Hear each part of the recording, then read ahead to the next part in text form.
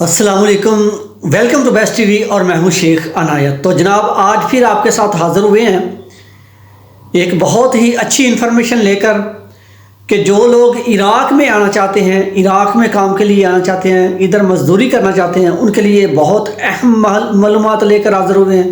Video کو and تک لازمی دیکھنا، اور اگر جو دوست جو ادھر آئے ہیں، نیو آئے ہیں، جن کو عربی نہیں آتی، عربی سیکھنے کے لیے آئے ہیں، تو اوپر آپ کو آئی کا بٹن نظر آ رہا ہوگا، اس کو آپ پریس کریں گے تو آپ پلے لسٹ پہ چلے جائیں گے۔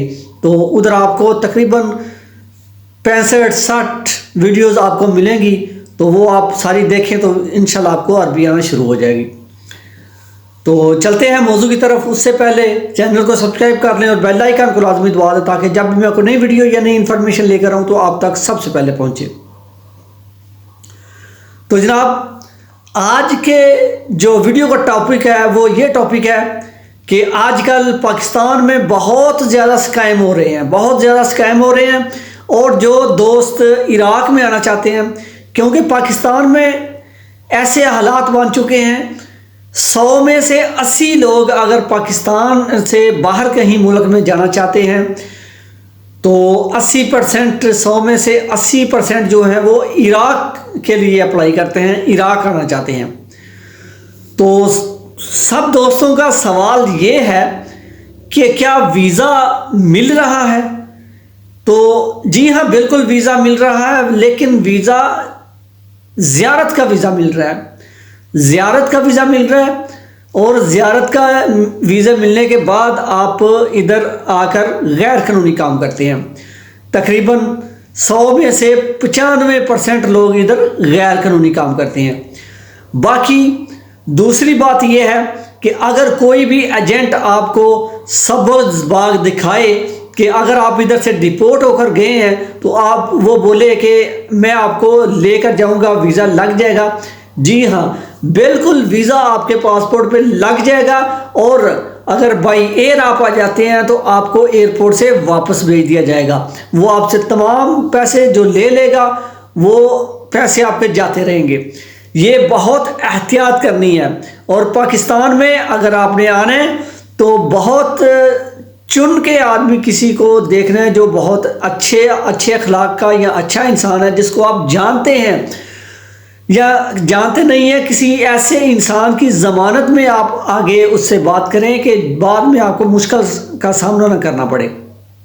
اس کے بعد اگر بائی روڈ آپ آتے ہیں تو بائی روڈ وہ کہتے ہیں کہ ہم آپ کو بائی روڈ گاڑیوں پہ لے کر جائیں گے۔ تو یہ میں آپ کو بتاتا چلوں کہ ایران تک گاڑیوں پہ لے کر آتے ہیں، اور جب ایران میں لے کر آتے ہیں تو 1-2 دن بٹھانے کے بعد وہ نتیجہ یہ نکلتا ہے، وہ کہتے ہیں کہ بارڈر سختی ہو چکی ہے بہت زیادہ، اور آپ کو ڈینکی لگانا پڑے گی، بس تقریباً 10 یا 15 یا زیادہ سے زیادہ آدھا گھنٹہ آپ کو چلنا پڑے گا۔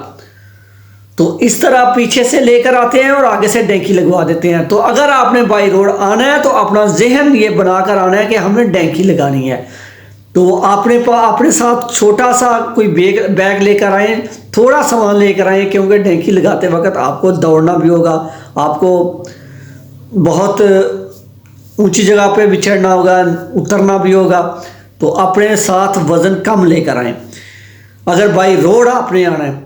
تو دوسری بات یہ ہے کہ اگر آپ کسی کو ادھر آنے کے لیے پیسے جمع کرواتے ہیں، تو اگر بائی روڈ آنے کے لیے پیسے جمع کرواتے ہیں تو آپ سب سے پہلے 3 تصویریں، شناختی کارڈ اور پاسپورٹ جب آپ نے جمع کروانا ہے، اگر بائی روڈ آنا ہے تو 25,000 سے زیادہ پیمنٹ ادا نہیں کرنی، بالکل نہیں کرنی۔ دوسری بات یہ ہے اگر بائی ایئر آپ آنا چاہتے ہیں تو 50,000 سے زیادہ ادا پیمنٹ نہیں کرنی، ایڈوانس جو میں کہہ رہا ہوں، جو پاسپورٹ کے ساتھ دینی ہے۔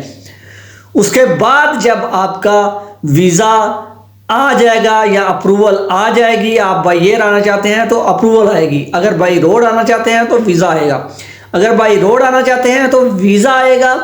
تو ویزا آنے کے بعد آپ ان کو پھر بھی مکمل پیمنٹ ادا نہیں کرنی، پھر بھی آدھی پیمنٹ ادا کر دیں۔ تو آدھی جب آپ عراق میں انٹر ہوں گے تو پھر پیچھے فون کر کے ادا کروا دیں. تو بائی ایئر بھی اسی طرح آپ کی جب اپروول آ جائے گی تو آدھی پیمنٹ ادا کر دیں, تو آدھی پیمنٹ عراق میں آ کر ادا کیجیے گا. ساری پیمنٹ ادھر پہلے ادا کر سے دینے سے کیا ہوتا ہے, جب وہ گروپ نکالتے ہیں, گروپ بناتے ہیں ایجنٹ لوگ, تو وہ یہ دیکھتے ہیں کہ کن لوگوں کی پیمنٹ ابھی تک ایشو نہیں ہوئی. تو وہ کیا کرتے ہیں, وہ یہ کرتے ہیں کہ جن لوگوں کی پیمنٹ ایشو نہیں ہوئی, ابھی تک مکمل نہیں ہوئی, تو ان لوگوں کو وہ گروپ میں پہلے گروپ میں ڈال دیتے ہیں کہ پیمنٹ لینے کے لیے, پیمنٹ ایشو کرنے کے لیے یا پیمنٹ نکلوانے کے لیے ان کو پہلے گروپ میں ڈال دیتے ہیں. جن کی پیمنٹ ہو چکی ہوتی ہے ان کو روک لیتے ہیں کہ ان کی پیمنٹ ہو چکی ہے, کوئی مسئلہ نہیں ہے, بعد والے پیچھے والے گروپ میں آ جائیں گے, پیچھے والے گروپ میں آ جائیں گے. اس طرح کر کے وہ لمکا دیتے ہیں, آپ کو ذلیل و خوار کرتے ہیں. تو پہلے پیمنٹ پوری نہیں دینی, اگر بھائی ایئر آنا ہے تو 50,000 دینا ہے, اگر بھائی روڈ آنا ہے تو 25,000 پہلے ایڈوانس دینا ہے. اس کے بعد جب آپ کا ویزا آ جائے, اپروول آ جائے, تو آدھی پیمنٹ ادا کرنی ہے, تو آدھی عراق میں پہنچ کر بعد میں آپ نے ادا کرنی ہے. تو یہ تھی احتیاطی تدابیر. اور اس کے بعد جو ویزا ہے وہ زیارت کا صرف لگ رہا ہے, کوئی ورک ویزا نہیں ہے. اگر آپ کو کوئی بولے کہ میں آپ کو ورک ویزا لے کر دیتا ہوں تو آپ کے ساتھ وہ بالکل جھوٹ بول رہا ہے, فراڈ کر رہا ہے, اس کی بات پر بالکل یقین نہ کریں. تو اس کے بعد اگر آپ یہ سوچیں کہ اگر ہم نے عراق جانا ہے کام کے لیے, عراق میں آنا ہے کام کے لیے, تو ایک بات کا اور بھی آپ کو دھیان اور اپنی مد نظر میں رکھیں کہ عراق میں پہلے آپ کا کوئی دوست یا کوئی کزن یا کوئی بھائی یا کوئی بھی آپ کا قریبی عراق میں ہونا لازمی ہے. وہ اس لیے کہ عراق میں جب ایجنٹ لے کر آتے ہیں, جب بارڈر کراس کرتے ہیں, عراق میں انٹر ہوتے ہیں, تو ان کی ذمہ داری ختم ہو جاتی ہے. عراق میں انٹر کرنے تک ان کی ذمہ داری ہوتی ہے.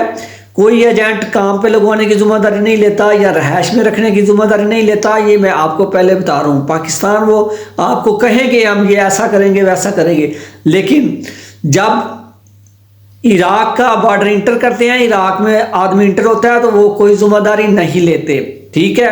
اس کے بعد اگر آپ کا کوئی جاننے والا نہیں ہے تو آپ کو کوئی اپنی رہائش میں نہیں رکھے گا, کیونکہ ادھر کا قانون ہے اگر آپ کا کوئی جاننے والا بھی ہے تو پھر بھی آپ کو اپنی رہائش پر رکھنے کے لیے اپنے مالک کا بہت اس کو ترلامد کرنا پڑے گا, اور پھر جا کے اس کا مالک اجازت دے گا. کیونکہ کسی کا مالک کسی کو اس کے پاس رکھنے نہیں دیتا, کیونکہ سارے غیر قانونی ہیں, مالک کو بھی خطرہ ہوتا ہے. اگر پکڑے گئے تو سارا ملبہ میرے پہ آ جائے گا. اس لیے اگر آپ کا کوئی جاننے والا ہے, کوئی آپ کو رہائش دے سکتا ہے جب تک آپ کو کام نہیں ملے گا, یا آپ کو کام ڈھونڈ کے دے سکتا ہے, یا تب تک اپنے پاس وہ رکھے گا. یہ سارا کچھ اگر ہے تو پھر آپ عراق کی طرف آئیے گا. ٹھیک ہے. تو باتیں تو اور بھی بہت ساری ہیں, تو انشاءاللہ پھر کسی اور ویڈیو میں آپ کو یہ تمام باقی ڈیٹیل بتائیں گے. تو مجھے دیں اجازت, اپنا بہت سارا خیال رکھیے گا اور اپنی دعاؤں میں مجھے بھی یاد رکھیے گا. پھر ملیں گے کسی اچھی سی ویڈیو کے ساتھ, اچھی انفارمیشن کے ساتھ. تب تک کے لیے اللہ حافظ, اللہ نگہبان, خدا حافظ.